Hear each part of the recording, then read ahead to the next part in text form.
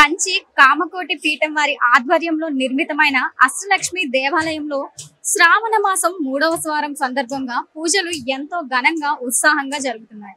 అలాగే ఈ దేవాలయంలో సామూహిక కుంకుమ పూజలు, వరలక్ష్మి వ్రతాలు కూడా జరుగుతున్నాయి. ఈ పూజా కార్యక్రమాల్లో పాల్గొనడానికి భక్తులు ఎంతో ఉత్సాహంతో ముందుకు వస్తూ ఉన్నారు. అలాగే జనాలు కూడా చాలా తండోపతండాలుగా వస్తూ ఉన్నారండి. ఇక్కడ అన్న ప్రసాద వితరణ కూడా ఉంటుంది. ప్రతి శుక్రవారం కూడా, అంటే శ్రావణ మాసం మాత్రమే అని కాకుండా మనకి ఏ రోజైనా వారంలో ప్రతి శుక్రవారం కూడా అలా కంటిన్యూస్ గా రెగ్యులర్ గా అన్న ప్రసాదం అనేది కూడా మనకి పెడుతూ ఉంటారు. అలాగే ఈ రోజు కూడా అమ్మవారికి ప్రత్యేక పూజలు కూడా జరుగుతున్నాయి.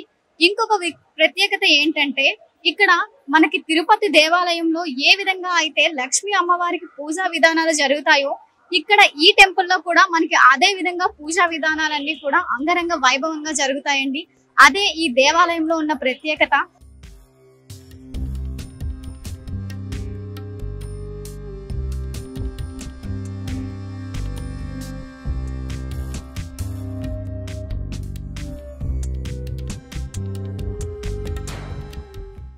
అష్టలక్ష్మి దేవాలయంలో 3వ శ్రావణ శుక్రవారం సందర్భంగా కుంకుమ పూజలు శ్రీమండపం ఎదుట ఎంతో ఉత్సవంగా జరుగుతూ ఉన్నాయి.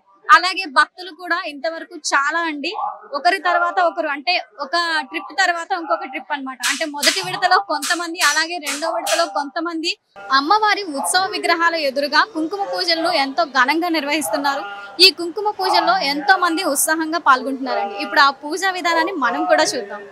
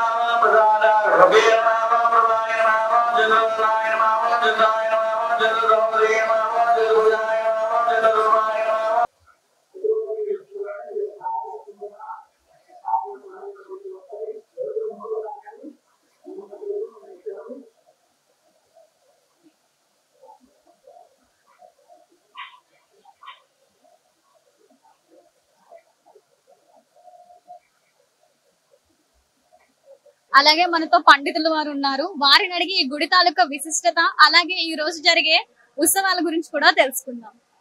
సార్, మీ మాటలో ఈ రోజు జరిగే ప్రత్యేకత ఏంటి, అసలు గుడికి ఉన్న ప్రత్యేకత ఏంటి, అలాగే ఈ రోజు జరిగే పూజలు ఏంటి? అమ్మా జయ శ్రీమన్నారాయణ. గుడి విశిష్టత అంటే అష్టలక్ష్మి దేవాలయము మొట్టమొదటిగా భారతదేశంలోనే రెండవ దేవాలయం. ఇంతకుముందు ఒకటి మద్రాసులో ఉండేది, ఆ తర్వాత రెండవ దేవాలయము భారతదేశంలోనే రెండవ దేవాలయం. ఈ రోజుల్లో కొన్ని చోట్ల అష్టలక్ష్మి దేవాలయం వెలిసింది. ఈ అష్టలక్ష్మి దేవాలయం అంటే శ్రీమన్నారాయణ స్వామితో పాటు అష్టలక్ష్మి అమ్మవారు 8 రూపాలలో ఇక్కడ వెలిసింది. ధనలక్ష్మి, ధాన్యలక్ష్మి, ధైర్యలక్ష్మి, సంతానలక్ష్మి, ఆదిలక్ష్మి, విజయలక్ష్మి, గజలక్ష్మి, ఇలా 8 రూపాల్లో అమ్మవారు ఇక్కడ వెలిసింది. అమ్మవారి ప్రత్యేకత ఏంటంటే భక్తుల కోరికలు నెరవేర్చడమే.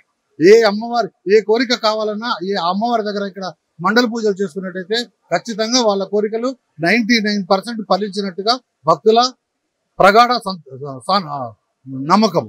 సో అలాగే మేడం ఇక్కడ ఏమిటంటే ఈ శ్రావణ మాస విశేషం చెప్పాలంటే, ఇక్కడ 32 సంవత్సరాల క్రితం నిర్మించినటువంటి ధ్వజస్తంభము అది జీర్ణమైందంటే కొంచెం శిథిలం అయిపోయింది అనమాట. ఆ కారణంగా ఈ రోజు ఇక్కడ పునఃప్రతిష్ఠ కొత్త ధ్వజస్తంభాన్ని ప్రతిష్ఠ చేస్తున్నాము. అది కలిసి వచ్చింది ఏంటంటే శ్రావణ మాసంలో కలిసి వచ్చింది. ఈ రోజు పవిత్రోత్సవం సందర్భంగా ఆ ధ్వజస్తంభ పునఃప్రతిష్ఠ కూడా చేస్తున్నాము. అయితే ఇది 3వ శుక్రవారం. ఈ రోజు వరలక్ష్మి వ్రతం.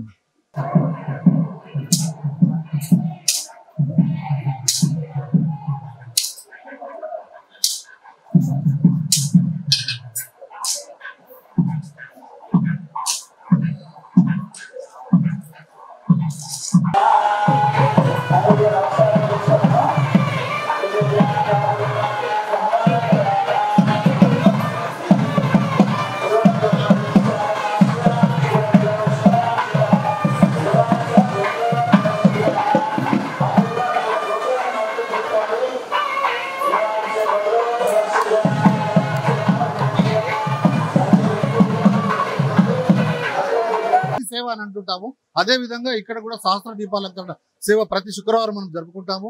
సాయంత్రం 7:30కు ఇక్కడ సహస్ర దీపాలంకరణ ఉంటుంది. ఇక్కడ 1008 దీపాలు వెలిగించి ఆ ఉయ్యాలలో అమ్మవారిని స్వామివారిని కూర్చోబెట్టి ఉయ్యాల ఊపుతూ సహజ డోలోత్సవం లాగా సహస్ర దీపాలంకరణ చేస్తుంటాము. ఆ తర్వాత సాయంత్రము సువర్ణ పుష్పార్చన ఉంటుంది. అలాగే సాయంత్రము గో పూజ ఉంటుంది ఇక్కడ. ఆ విధంగా ప్రత్యేకంగా ఉదయము సాయంత్రము ప్రతిరోజు కూడా హవన కార్యక్రమాలు జరుగుతుంటాయి. అంటే హోమం ఇక్కడ ప్రత్యేకంగా యజ్ఞశాల ఉంటుంది. ప్రతిరోజు ఉదయం సాయంత్రం కూడా 365 రోజులు ఇక్కడ హోమం జరుగుతుంటుందండి. అది ఇక్కడ ప్రత్యేకత.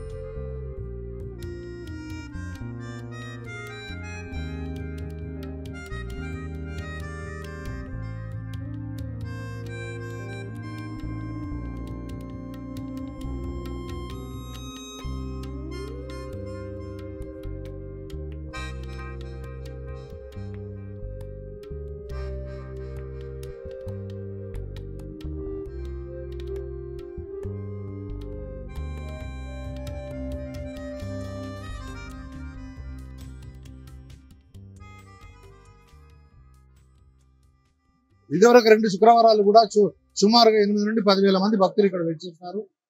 వరలక్ష్మి వ్రతాన్ని పూనుకొని కాచుకొని సందర్భంగా ఇక్కడ ఉదయం ఇప్పటి వరకే సుమారుగా 8 నుండి 10,000 మంది వచ్చారు. ఈ రోజు వ్రతాలు ఉంటాయి వాళ్ళ ఇళ్లలో. రాత్రికి కూడా బాగా విపరీతమైన రద్దీ ఉంటుందని మేము అనుకుంటున్నాము. ఈ రోజు ఫ్రైడే ఇక్కడ ప్రత్యేకంగా చెప్పాలంటే వచ్చిన వాళ్ళందరికీ అన్నప్రసాద వితరణ ఉంటుంది.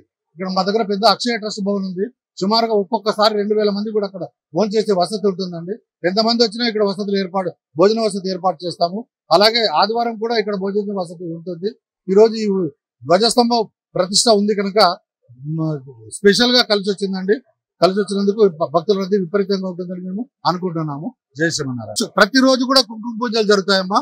ఈ రోజు శ్రావణ మాసం కనుక ఈ కార్యక్రమంలో ఇక్కడ ఎక్కువ మంది మహిళలు పాల్గొంటారు. సుమారుగా పొద్దుటి నుండి దాదాపుగా ఉదయం నుండి కనీసము 20 బ్యాచ్లుగా ఒక్కొక్క బ్యాచ్ లో 150 మంది కుంకుమ పూజలు జరుపుకుంటారు. అలాగే కుంకుమ పూజలు మధ్యాహ్నం వరకు భక్తులు వచ్చినంత వరకు దేవాలయం ఓపెన్ గా ఉంటుంది. అప్పటి వరకు కూడా కుంకుమ పూజలు జరుగుతాయి. సాయంత్రం వరలక్ష్మి వ్రతం ఉంటుంది కనుక ఆ టైంలో కుంకుమ పూజలు జరగవు. అందరూ కూడా సుమారుగా 350 నుండి 400 మంది మహిళలు ఆల్రెడీ బుక్ చేసుకున్నారు. సాయంత్రం వరలక్ష్మి వ్రతం ఉంటుందండి. చాలా ఘనంగా జరుగుతుందండి.